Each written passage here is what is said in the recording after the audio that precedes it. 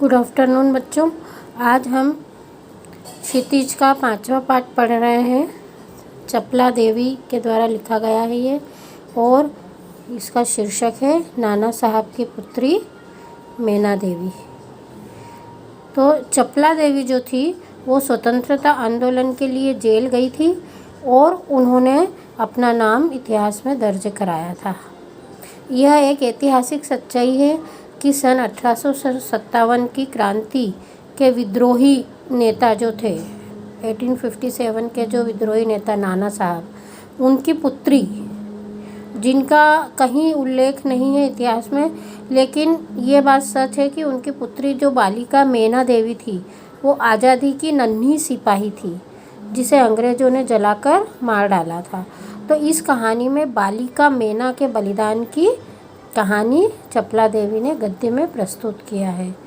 तो ये जो है गद्य की उस समय की शैली लिखी गई है जिसे हम रिपोर्टार्ज का प्रारंभिक रूप कह सकते हैं। रिपोर्टार्ज मतलब रिपोर्ट, जैसे किसी घटना की रिपोर्ट दी जाती है, उसी तरह की एक रिपोर्टार्ज शैली की रचना है। तो इस पाठ में क्या बताया है, इसका पूरा सारांश इसमें है। मातृभूमि की स्वतंत्रता की रक्षा के लिए जिन्होंने अपने प्राण न्यौछावर किए, उनके जीवन का उत्कर्ष हमारे लिए गौरव और सम्मान की बात है। मतलब उत्कर्ष मतलब उनके जीवन की उन्नति जो उन्होंने की वो हमारे लिए गौरव का विषय है ना। उस गौरवशाली किंतु विस्मृत मतलब भुला दी गई, विस्मृत मतलब भुला दी गई ऐसी परंपरा से किशोर पीढ़ी को परिचित कराने के उद्देश्य से इस रचना को हिंदू पंच के बलिदान अंक से लिया गया है। मतलब ये हिंदू पंच एक प्रकार का वो है, पत्र है, जहाँ से इसको लिया है और ये बताने के लिए लिया है कि आज की पीढ़ी भी उस समय की महत्व को समझे। तो ये हिंदी गद्य का प्रारंभिक रूप था और उसको वैसा का वैसा ही यहाँ पर प्रस्तुत करने का प्रयास किया गया है। तो नाना साहब की पुत्री देवी मैना को भस्म कर दिया गया। मतलब नाना साहब जो थे वो बिठूर के महल में रहते थे, है ना। बिठूर में पिता के महल में वो नाना साहब के साथ रहती थी।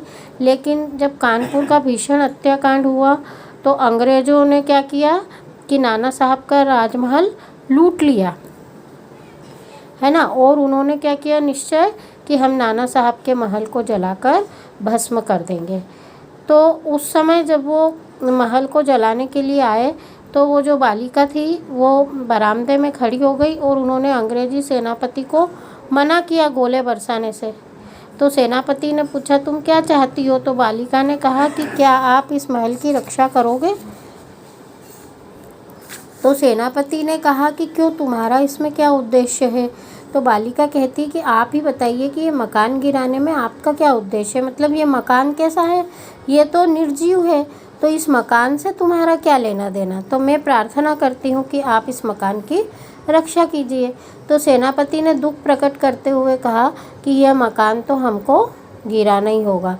उस पर बालिका ने अपना परिचय बताते हुए कहा कि मैं जानती हूँ कि आप जनरल हैं, आपकी प्यारी कन्या मेरी में और मुझ में बहुत प्रेम संबंध था। मतलब उनका जो जनरल था अंग्रेज़ों का, उसकी कन्या से उसका अच्छा संबंध था, मैना देवी का, है ना। वो मेरे पास आती भी थी।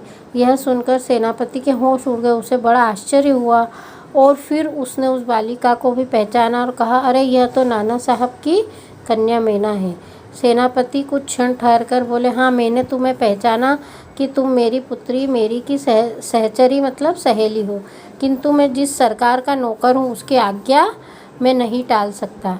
मैं तुम्हारी रक्षा का प्रयत्न करूँगा। उस समय जनरल आउटरम वहाँ आ पहुँचे और उन्होंने सेनापति से कहा नाना का महल अभी तक क्यों नहीं उड़ाया गया? तो सेनापति ने विनयपूर्वक कहा कि मैं इसी फिक्र में हूँ, किंतु आपसे एक निवेदन है, क्या किसी तरह नाना का महल बच सकता है? तो गवर्नर जनरल की आज्ञा के बिना यह संभव नहीं, ऐसा आउटरम ने कहा। तो सेनापति ने कहा कि गवर्नर जनरल को इस विषय का एक तार देना चाहिए। तो आउटरम ने पूछा कि आखिर आप ऐसा क्यों चाहते हैं? तो हम यह महल विध्वंस किए बिना, नाना की लड़की को गिरफ्तार किए बिना नहीं छोड़ सकते। तो सेनापति ने मन में दुखी होकर वहाँ से चला गया और जनरल आउटरम ने नाना का महल फिर से घेर लिया और महल का फाटक तोड़कर अंग्रेज़ सिपाही भीतर घुस गए। मेना को खोजने लगे किंतु सारे महल में उसका कहीं भी पता नहीं चला। उसी समय संध्या समय लॉर्ड कैनिंग का एक तार आया जिसका आशय इस प्रकार था कि लंदन के मंत्रिमंडल का यह मत है कि नाना का स्मृति चिन्ह तक मिटा दिया जाए। मतलब लॉर्ड कैनिंग जो वहाँ का गवर्नर था, उन्होंने ये तार लिखकर आज्ञा दी और उनके आज्ञा के विरुद्ध कुछ नहीं हो सकता। तो उसी क्षण क्रूर जनरल जो आउटरम था, उसकी आज्ञा से नाना साहब के महल को तोप के गोले बरसाने लगा और घंटे भर में वो महल जो था मिट्टी के ढेर में बदल गया।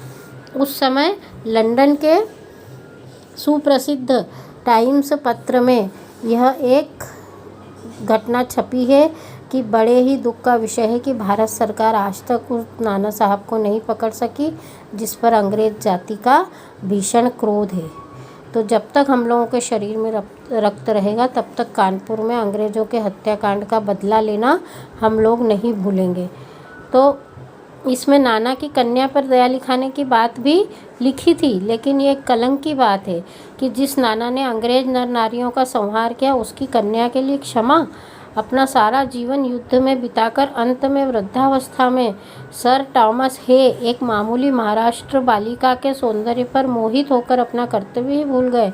हमारे मत से नाना के पुत्र कन्या तथा अन्य कोई भी संबंधी जहाँ कहीं मिले मार डाला जाए। तो नाना की जिस कन्या से हे का प्रेमालाप हुआ है उसको उन्हीं के सामने फांसी पर लटका देना चाहिए। तो सन 57 के सितंबर मास में अर्धरात्रि के समय चांदनी में एक बालिका स्वच्छ उज्ज्वल वस्त्र पहने हुए नाना साहब के प्रासाद मतलब महल के ढेर पर बैठी रो रही थी।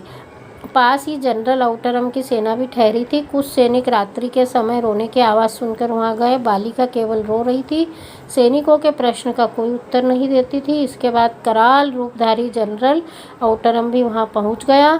वह उसे तुरंत पहचान कर बोला, ओ यह नाना की लड़की मेना है। पर वह बालिका किसी और न देखती थी और न अपने चारों ओर सैनिकों को देखकर जरा भी डरी।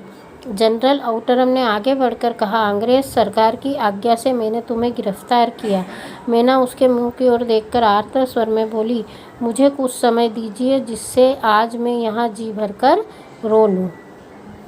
पर जनरल ने उसकी अंतिम इच्छा भी पूरी नहीं की और मैना के हाथ में हथकड़ी पड़ी और कानपुर के किले में लाकर उसको कैद कर दिया गया।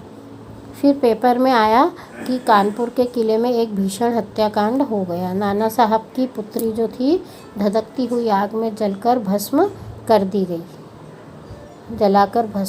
गई और लोगों ने उसको देवी समझकर प्रणाम किया।